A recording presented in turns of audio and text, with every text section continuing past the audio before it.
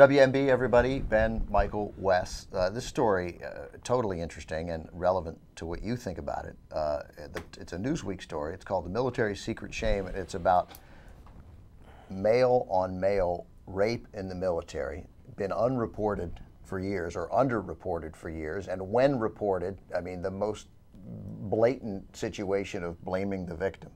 Now that sort of psychology changing, that pattern changing slowly. This is something that was ever talked about when you were in? When I was in the Army, and I never heard about it in my unit. I mean, there was harassment. You know, when privates get promoted, people come and they punch them in the collar without the backs on their pins. You pin stuff on your uniform so that stabs into you. But that was just kind of like a, you know, take your licks type of thing. Although I had friends in the Navy who on submarines said, you know, it wasn't, I mean, rape in terms of somebody fucking somebody in the ass, but they would beat the shit out of them, and, you know.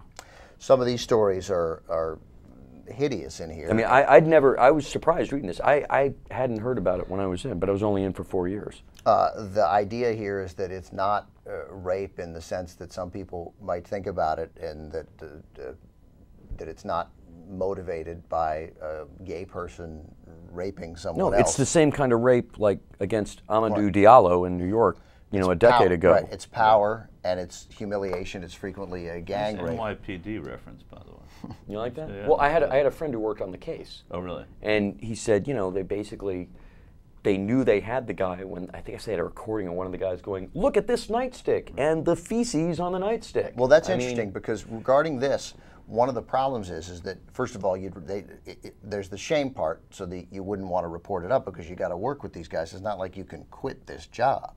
So it goes massively unreported. So now there's a dramatic increase in reporting, but they still know if we're getting an increase in reporting, there's still a huge number of cases that are unreported. Then these guys would report up, and they would literally get told, hey, it's your fault. Whatever you're doing to anger these guys, it's your fault.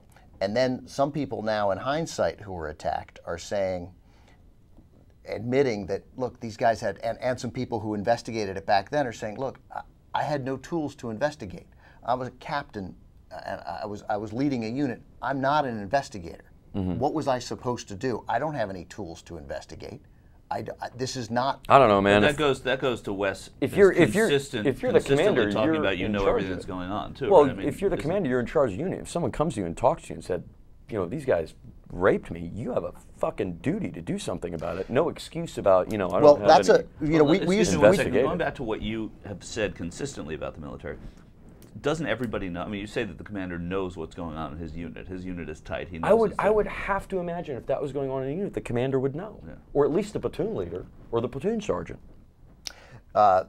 These guys obviously say no. Sometimes, in some cases, it has been the platoon sergeant or even an officer. And sometimes there's been an attack, and then years later, there's one story in here where the guy ignored it, and it happened a number of times, and then the guy, whoever it was, retired as sort of a decorated officer, and then the guy went into teaching ROTC and was eventually convicted of assaulting ROTC cadets and went to prison.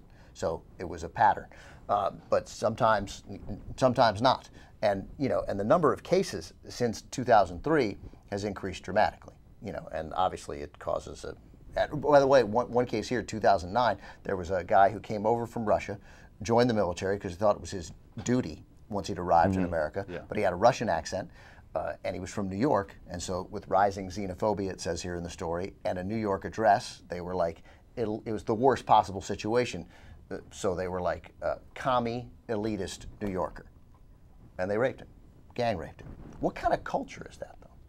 It's like a prison culture is what it is. I mean, it doesn't... Yeah, that's in here, too. It's fucked up. It's basic order and discipline breaking down over the last several years in the military.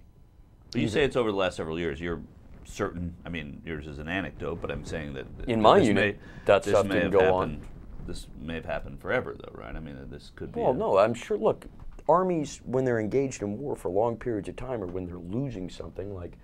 This something that wouldn't surprise me if it happened in the late 60s and 1970s in the Army at all, because you had no morale and discipline. And the focus of this is the week. We'll just read this one story. A guy named Blake Stevens, he reported it, joins in 2001 at 29. Oh, he's 29 now, so he was 19, just out of high school.